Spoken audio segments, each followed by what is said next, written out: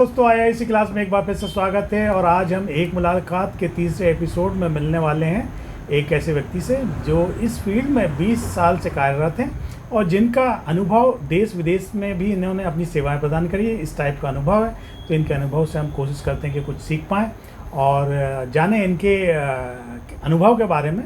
तो आइए मिलते हैं हम धनेश्वर प्रसाद कोसे जी से, जो कि इस फील्ड में कार्य कर रहे हैं 20 वर्षों से। तो सर, आपका इस प्रोग्राम में स्वागत है जिसका नाम है एक मुलाकात। और ये प्रोग्राम क्या है कि ये एक छोटा सा चैनल है मेरा जिसमें ये प्रोग्राम मैंने चलाया है, जिसके माध्यम से मैं क्या है आर्किटेक्ट से या आर्किटेक्चर से रिलेटेड व्यक्तियों से मिलता हूँ जो कि जिनको कि इस फील्ड का अनुभव है, और उनके अनुभव से कोशिश करते हैं कि हम कुछ सीख पाएँ और बच्चे कुछ सीख पाएँ और इस फील्ड में कुछ बेहतर कर पाएँ। तो मैं जिससे भी मिलता हूँ तो सबसे पहला मेरा सवाल होता है सर कि उसको इस फील्ड में आने की इंस्पिरेशन कहाँ से मिली। तो मेरा पहला सवाल आपसे यही है कि आप इस फील्ड में कैसे आए, कैसे आपको इंस्पिरेशन मिली? क्योंकि कला के प्रति पहले से ही फ्लेयर था मेरा, आर्ट के प्रति पहले से फ्लेयर था, इसलिए मेरे को ये फील्ड ज़्यादा पसंद थी कि मतलब जो आर्ट और इंजीनियरिंग दोनों का मेल था, और प्रेशर ये था कि इंजीनियर बनना ही था।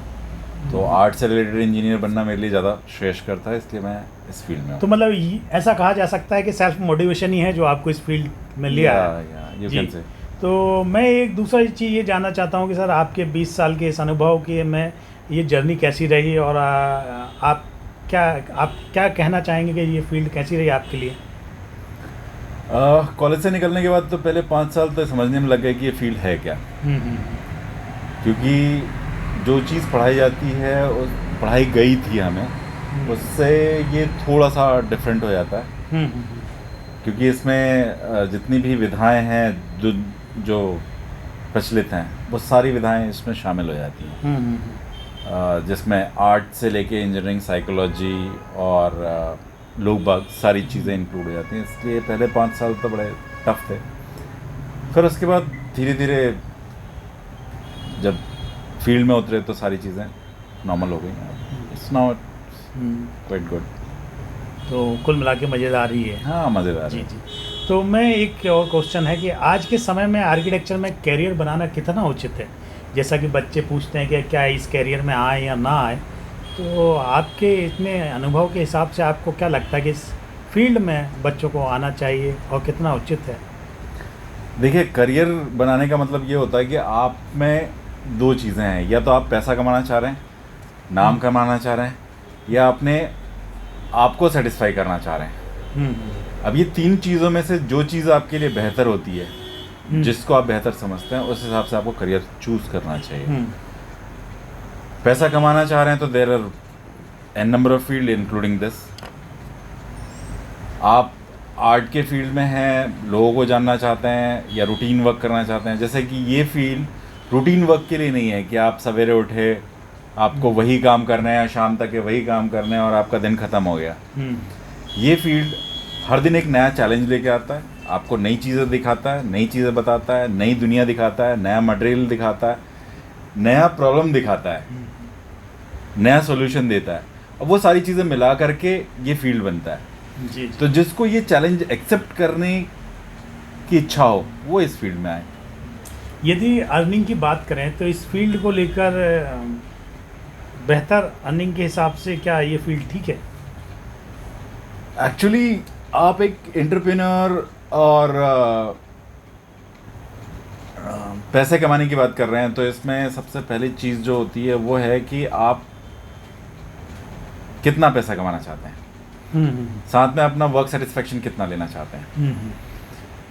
तो फील्ड, इसमें आप कोई भी काम करते हैं तो वो एक प्रोडक्ट की तरह होता है कि ये हमारा प्रोडक्ट है। आप उसको कितने अच्छे से सेल ऑफ कर रहे हैं उस पर निर्भर करता है। आपका प्रोडक्ट अच्छा होगा तो you can earn a lot, अगर आपका प्रोडक्ट बेकार होगा तो आपको कम पैसे मिलेंगे। तो ये डिपेंड करता है आपके प्रोडक्ट पे, आपकी एफिशिएंसी पे, आपके काम पे। आपका प्रोडक्ट जितना अच्छा होगा उतना आपको ज़्यादा अर्निंग होगी, जितना प्रोडक्ट कम अच्छा होगा उतनी कम अर्निंग होगी। जी। और यदि इस फील्ड में कोई बच्चा आना चाहता है इसका ये कैरियर में, तो उसमें क्या स्किल्स होना चाहिए तो वो अपने आप को चेक कर पाए कि ये स्किल्स है इसलिए मुझे इस फील्ड में जाना चाहिए? इसमें ऑब्जर्वेशन और एक्सपीरियंस ज़्यादा मायने रखता है बनिस्बत दूसरी चीज़ें। क्योंकि जब आप किसी चीज़ को क्लोजली ऑब्जर्व कर रहे होते हो तो आपको बहुत सारी चीज़ें पता लगती हैं। इसमें इंजीनियरिंग के बहुत सारे पार्ट्स हैं जो इन्वॉल्व होते हैं और इसके साथ साथ चलते हैं। क्योंकि ये डे टू डे लाइफ से चलती है चीज़ें, तो इसमें जैसे फील्ड है, एर्गोनॉमिक्स है, एरोडायनामिक्स है, थर्मोडायनामिक्स है, साइकोलॉजी है, फोरेंसिक है, ये जो फील्ड है ये सारी चीज़ इसमें शामिल होती जाती हैं। और इसमें जितनी भी इंजीनियरिंग की चीज़ हैं जो एंड यूजर्स तक के पहुंचाने का जो लास्ट जरिया होता है वो आर्किटेक्ट होता है जी। क्योंकि इंजीनियर्स प्रोडक्ट बनाते हैं और उसको यूजर्स के एंड तक के पहुंचाने का जिम्मा आर्किटेक्ट्स के पास में, कि उसको कितने बेहतर तरीके से उसकी यूटिलाइजेशन सेट कर सकें। जी जी। वो जो सेटिंग है वो आप पे निर्भर करता है कि आप कैसे कर सकते हैं। जैसा कि हम जानते हैं कि 5 साल का ये कोर्स है, तो 5 साल के इस कोर्स में यदि बच्चा मतलब एंटर करता है तो उसे क्या माइंडसेट लेके चलना चाहिए जिससे कि वो बेहतर तरीके से परफॉर्म कर पाए? एंजॉयमेंट। तो मतलब करियर में एक माइंडसेट ये लेकर चलें कि आप इस फील्ड को कितने बेहतर तरीके से एंजॉय कर रहे हैं, देन आप बेहतर तरीके से इस फील्ड को लर्न कर सकते हैं। क्योंकि जब आप फ्री होते हो तब तो आप चीज़ों को ऑब्जर्व करते हो, आपके अंदर प्रेशर रहेगा तो फिर आप कभी ऑब्जर्व ही नहीं कर पाओगे, एक्सपीरियंस ही नहीं ले पाओगे किसी चीज़ का। आपको अगर मस्ती भी करनी है, जब तक कि आप डर से मुक्त नहीं हो तब तक कि आप मस्ती नहीं कर सकते। तो इसमें डर से मुक्त होना इम्पोर्टेंट है। तो सर, आपके अनुसार इस फील्ड के लिए कौन से कॉलेज अच्छे हैं? इंडिया की बात करें या अब्रॉड की बात करें, तो कौन से कॉलेज अच्छे हैं कि आपको लगता है कि वहाँ एडमिशन लेना चाहिए? देखिए, कॉलेजेस बिल्डिंग से नहीं बनते, वो जो प्रोफेसर्स, जो इन्वायरमेंट और ये सारी चीज़ें होती हैं वो कॉलेजेस बनाती हैं। जब आप प्रोफेसर्स आपके एक्सपीरियंस हैं, जो आपको इम्पार्ट कर रहे हैं, जो एजुकेशन दे रहे हैं, क्योंकि वो आपका बेस है, वो आपको सिखा रहे हैं कैसे ऑब्जर्व करना है, कैसे एक्सपीरियंस करना है, कैसे चीज़ों को परसीव करने का तरीका है, तो वो प्रोफेसर्स कॉलेजेस को बनाते हैं, कॉलेजेस खुद नहीं बनते हैं। जी जी जी जी। तो वो डिपेंड करता है कि जहाँ पर एक्सपीरियंस्ड फैकल्टी है, जिन्होंने दुनिया देखी है, जिन्होंने दुनिया महसूस करी है, वो आपको अच्छा गाइड कर सकते हैं और चीज़ें बेहतर हो सकती हैं। क्या अब्रॉड से पढ़ना उचित है? One and the same question, इसमें कुछ भी नहीं, ऐसा नहीं है क्योंकि आप अब्रॉड से पढ़ें या इंडिया से पढ़ें, इंडिया में आपको रिकॉग्नाइज करता है काउंसिल ऑफ आर्किटेक्चर। जो एनरोल होगा वही आर्किटेक्ट कहलाएगा आयोग में, जो इनलिस्ट होगा वही आर्किटेक्ट कहलाएगा एज पर द एक्ट। जैसे तो विदेश में काम करने के लिए रीवा है या अमेरिकन इंस्टीट्यूट ऑफ आर्किटेक्ट्स हैं, तो अगर वो वहाँ पर पढ़ते हो तो वहाँ का एफिलिएशन मिलता है, तो आप उस एक पर्टिकुलर जहाँ पर रीवा का इन्फ्लुएंस है वहाँ पर आप काम कर पाते हो। काउंसिल ऑफ आर्किटेक्चर का इसके भी कई देशों में इन्फ्लुएंस है, वहाँ पर आप काम कर पाते हो। पढ़ाना वही है क्योंकि आप सारी चीज़ें वही पढ़ रहे हो, और इसमें ऑब्जर्वेशन की बात होती है तो ऑब्जर्वेशन ह्यूमन काइंड को होती है कि मतलब आदमी और आदमी की प्रकृति, इन्वायरमेंट, इनको आप पढ़ रहे हो आप एक्चुअली में, तो फिर वो सभी जगह बराबर हैं। जैसा कि आपने दुबई और लीबिया और अदर कंट्री में काम किया है, तो आप क्या कहना चाहेंगे कि बाहर काम करना, अदर कंट्री में काम करना बेहतर है यहाँ से इंडिया की अपेक्षा बाहर कंट्री में प्रैक्टिस करना? नहीं, इसमें दो चीज़ें हैं। देखिए क्या होता है कि भारत देश और विदेश में एक अंतर जो मेजर है वो ये है कि आप टारगेट लाइन सेट करते हो और प्रोजेक्ट को उसी तरीके से देखते हो कि अपने कितने समय में वो प्रोजेक्ट ख़त्म होगा। अब ऐसा नहीं है कि मतलब अपन पूरी ज़िंदगी भर के लिए प्रोजेक्ट कर रहे हैं काम को। भारत देश में हमारे पास डिपेंडेंसी ज़्यादा होती हैं, विदेशों में क्योंकि मशीनरी और सारी चीज़ें ज़्यादा होती हैं, तो उसमें डिपेंडेंसी मशीनरी पे होती है इंस्टेड की मैन काइंड पे।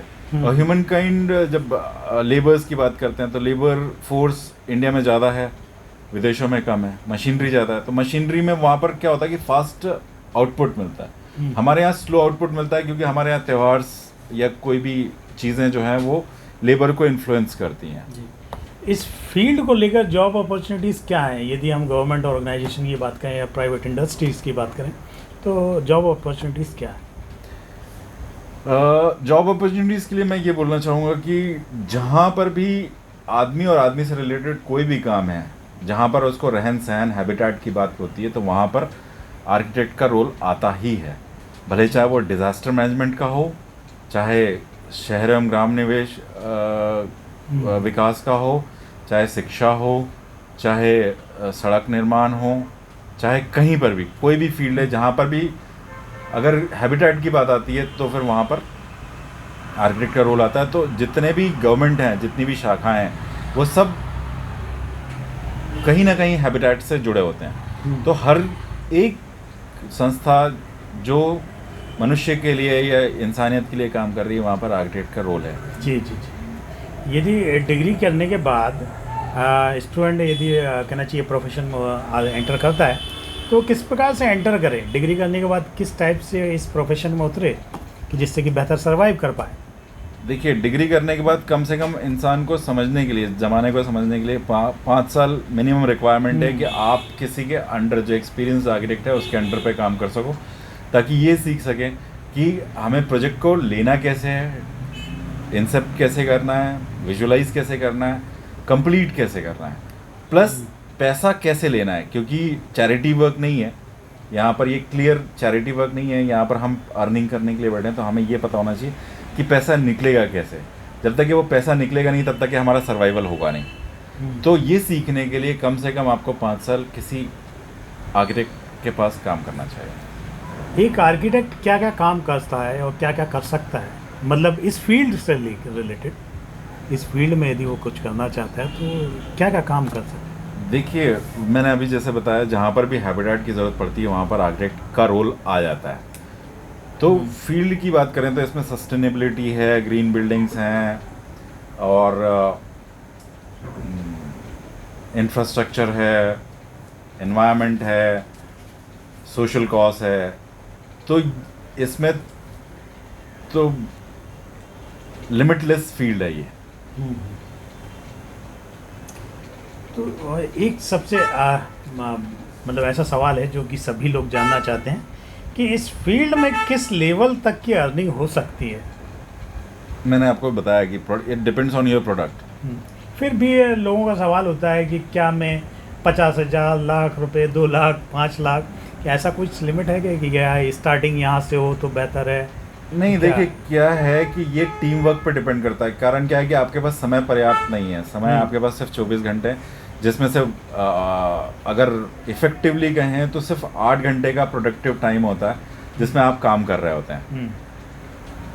8 घंटे से भी कम, मतलब 6 घंटे या 4 घंटे ही मान लें। जी जी जी। आप उस घंटे में कितना अर्न कर पाएंगे?